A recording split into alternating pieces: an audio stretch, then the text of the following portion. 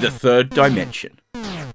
If there was anything which defined the future when it came to 8-bit gaming, it certainly was this. At least when it comes to gaming on 8-bit computers, rather than 8-bit consoles. Now, I don't have a definitive reason as to why, but if anything, I feel it's down to the complexity, which the more interesting of them offered, especially when looking at things from a European perspective. So it only makes sense that if any one studio was going to try to make a 3D game work on a system like the Game Boy of all things, that it's going to have been a European one. And so in this case, we get X, developed by Argonaut Software.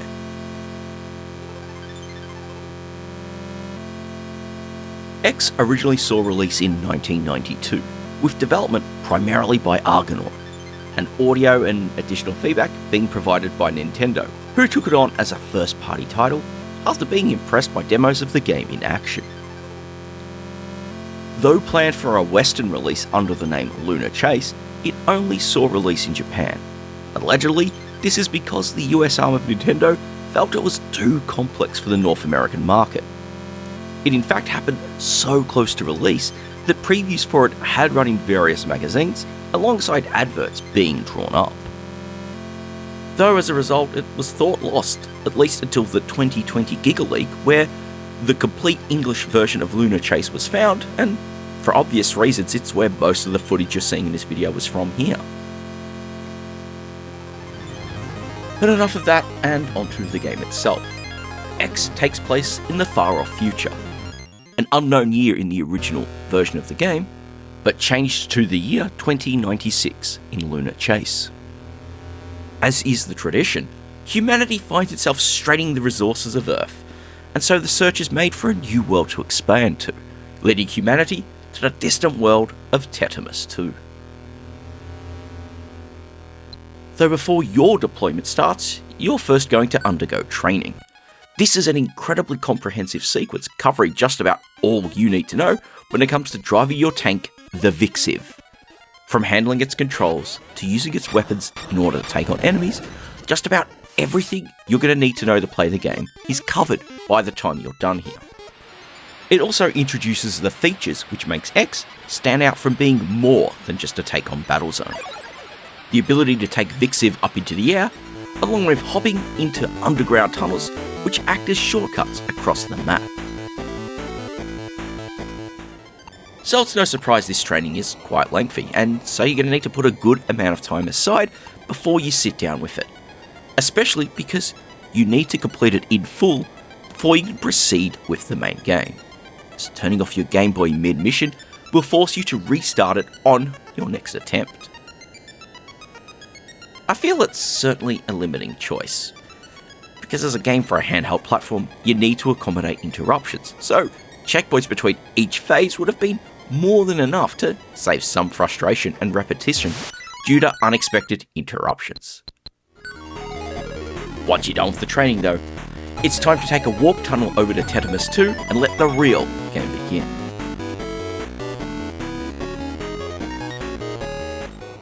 X's campaign is played out over 10 missions, each involving a twist or two over the general mechanics of the game. Most usually involve chasing something down, and either recovering it, like the power crystal in the very first mission, or taking it out, like the time bombs in the second. One mission I really loved was the fifth, which has you channeling your inner Luke Skywalker as you arm the Vixiv with a bomb or two and try to demolish some alien bases by entering the tunnel network linking them up, dropping said bomb at the right spot before getting out before the whole thing goes up. A genuine surprise was the escort mission which followed after that. You're escorting a bunch of trucks carrying replacement supplies for the power station, and with threats both from alien forces, but also some mutated wildlife, the challenge is making sure the convoy makes it in time. Even with the tight, usually time-based constraints you'll find in missions, there's still freedom to tackle them how you wish. You get a chance to explore the wider landscape of the planet, scavenge supplies, and have some fun tooling about, which is greatly helped by how the Vixiv controls. Left and right with the directional pad lets you turn, up and down controls your speed, Here you choose one of 4 gears: stop, low, medium, and high. When stopped, holding down puts you into reverse gear, and conversely, when in high gear, holding up engages your turbo, giving you a big speed boost, but at the cost of consuming fuel. Turbo speed isn't just handy for quick getaways, it's also necessary to take to the air, which you can do by hitting one of those pyramid-shaped ramps.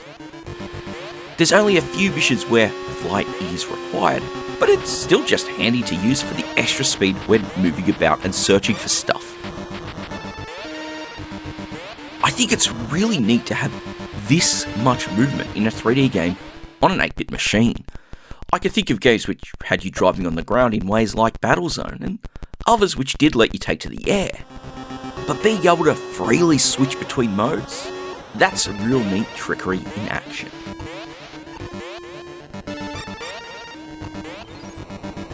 X is also a game which is fairly well balanced from a difficulty angle. Now, perhaps it's just from exposure to other games in this style, but I felt the challenge for most of the game was pretty fair and decent.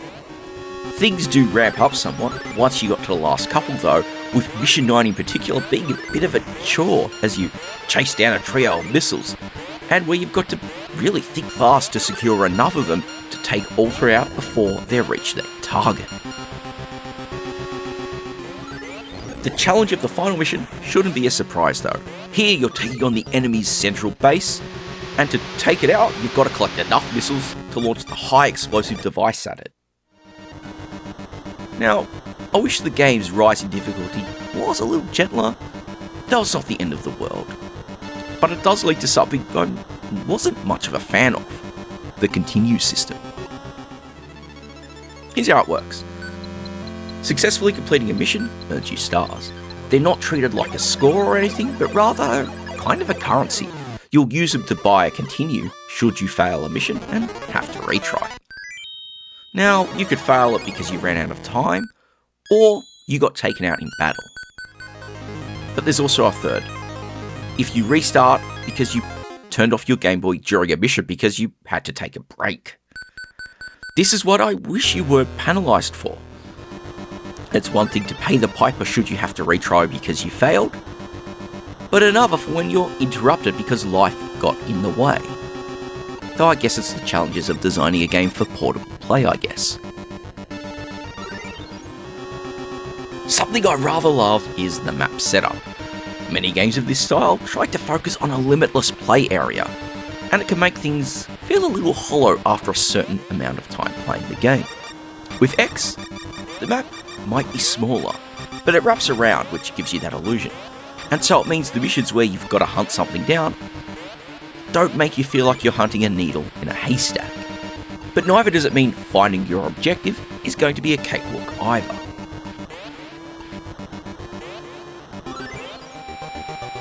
X's gameplay is one thing I really enjoy, but the real hook is in the visuals. The Game Boy is not a system known for its graphical capabilities after all, so being able to use its tile map display to simulate a bitmap for 3D visuals is one heck of a neat trick. More impressive though is that it runs at enough of a decent speed to actually be playable. With 3D games on 8-bit systems, the most important bit is always about the control. You're not going to get that one-to-one frame rate control responsiveness, and honestly, X does a real good job here. Admittedly, I don't have access to an original unmodified Game Boy to play it on, so I can't reflect what it looks like on that original screen, but it's certainly fine enough on newer systems, or of course, if like me, for the sake of capture, you're playing it through a Super Game Boy as I am here.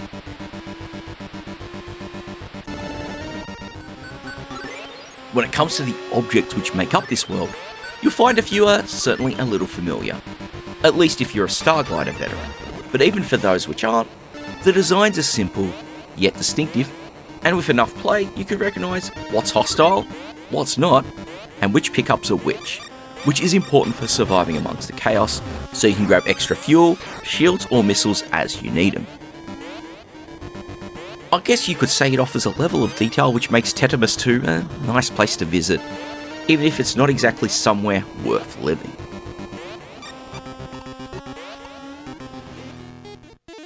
But then, of course, there's the soundtrack. One which is surprisingly quite involved for a game on the Game Boy. You've got your tense, mood-building pieces which are played whilst you're in a mission briefing.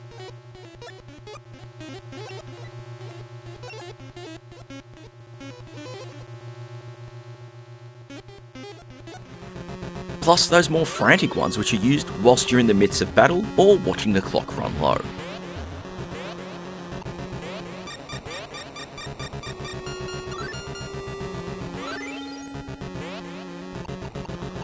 All of these do a great job of putting pressure on you to fight, to prevail and succeed when you most need it. But let's face it, if there's one piece of music X is known for, it's the piece which plays when you're flying down those tunnels. Which is no surprise really because, as the kids would say, it slaps, and boy does it slap hard.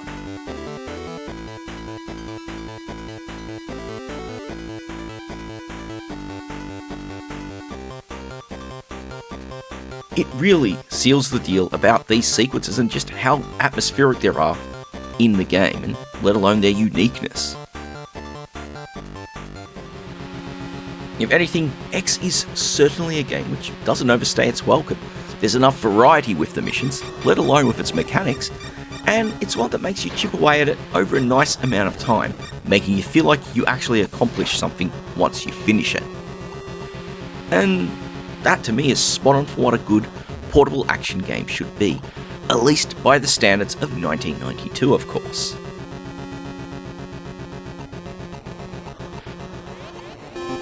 X's legacy is certainly multifaceted.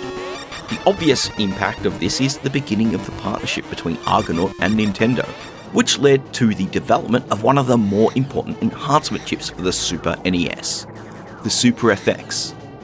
This of course powered titles like Star Fox, or Starwing, and Stunt Race FX amongst others.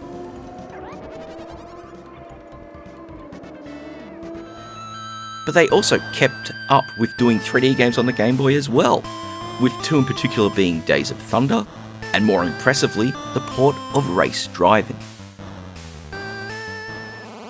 Days of Thunder is a bit of a run-of-the-mill stock car racing sim based on the movie, but even then, with its ovals and sprite rivals, there's plenty of challenge in keeping on the road, avoiding your rivals and walls. And even then, it makes use of the design tech for the tunnel sequences in X, so it all cycles around. Race driving though? That's certainly the more impressive beast. I mean, taking an arcade game with the physics and coarse detail that it offers, and getting that running on the Game Boy at a decent speed, well, if that's not worth tipping a hat to, then I don't know what is.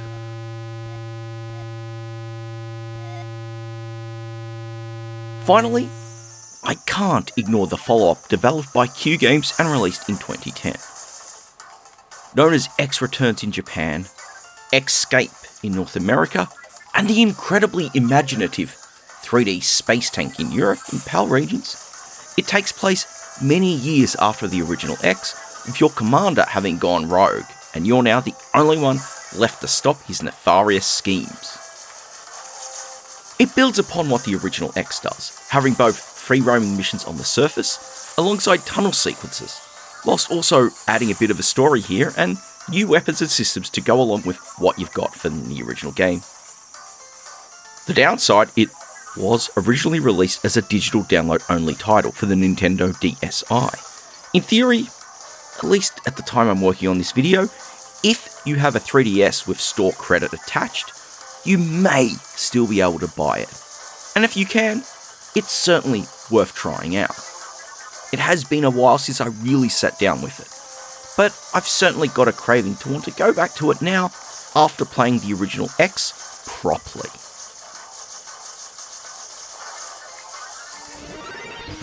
X is certainly not a game which I'd say has the longevity of many a classic for a system like the Game Boy, but it's one I feel is genuinely important to the platform.